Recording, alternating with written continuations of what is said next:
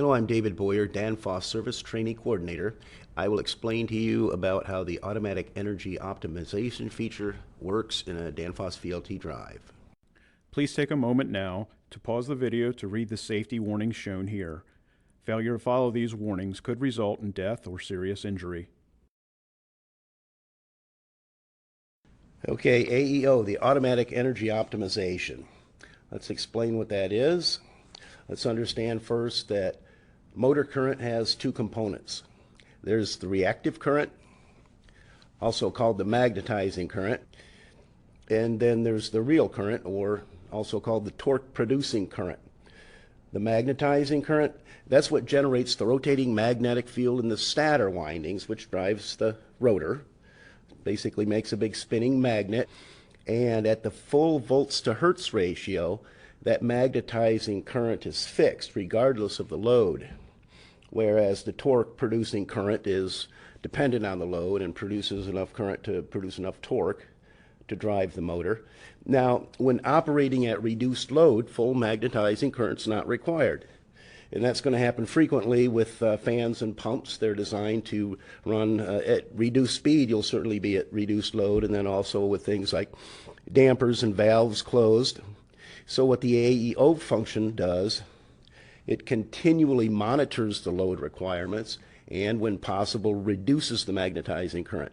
It does that by reducing motor voltage to optimize efficiency. The benefits of that, of course, are energy savings up to an additional 5%. That lower motor current means less thermal stress, which extends the motor life. Same is true for other components like the drive. Anything that's carrying less current, it's going to last longer. Another nice added benefit is the fact that that lower current is going to reduce audible noise. The motor is going to run quieter. Some things to be aware of: you can't use the AEO function when you're running multiple motors in parallel on a single drive. Say, for example, a fan wall or something. That just won't work. Just use variable torque. It's very important to enter the correct motor data and do the automatic motor adaptation in order for the AEO feature to accurately calculate how much it can reduce voltage. If these aren't done, the motor may be under-magnetized. What will happen then is excess slip, actually an increase in motor current, and the motor can possibly stall out entirely.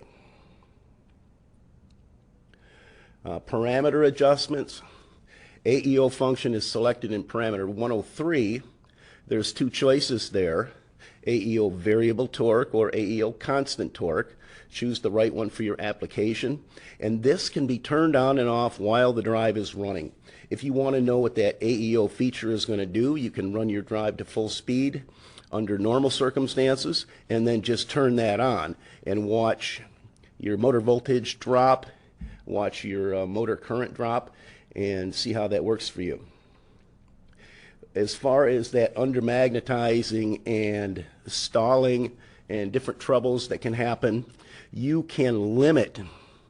Minimum allowed voltage reduction can be defined in parameter 1441, and that's as a percentage of whatever voltage is called for that speed.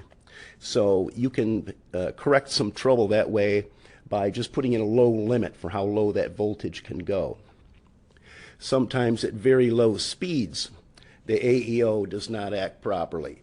The minimum speed at which AEO activates is defined by parameter 1442. So at lower speeds, you can just have the drive run normally. Now, some common related tech support calls. I've been in tech support for many years, and I would regularly get the call. Somebody's doing an installation or doing some troubleshooting, and they measure their motor voltage.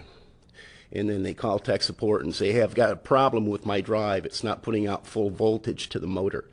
That is likely because AEO function is active. And like I said, that can be changed on the fly.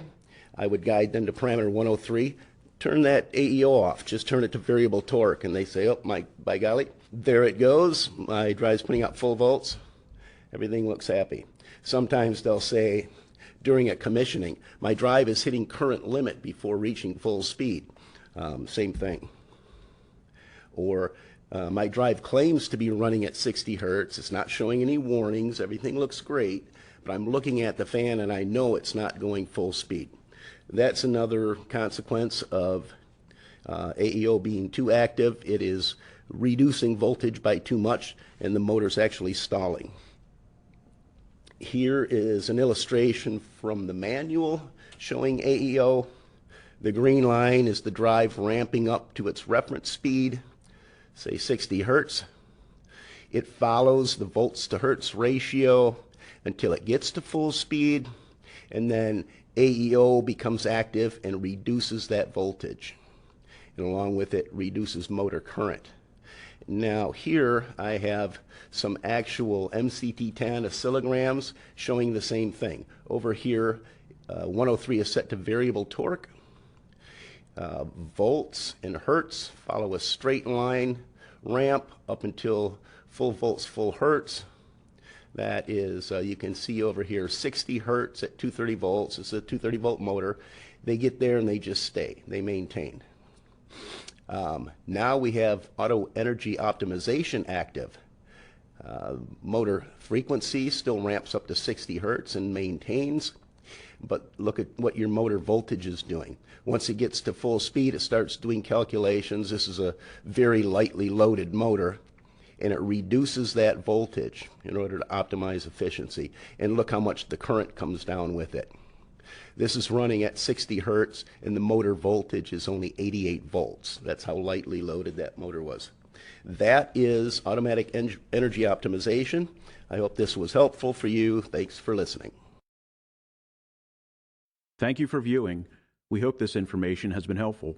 Danfoss Drives can provide additional technical support, parts information, or repair services options by contacting us through one of the following methods.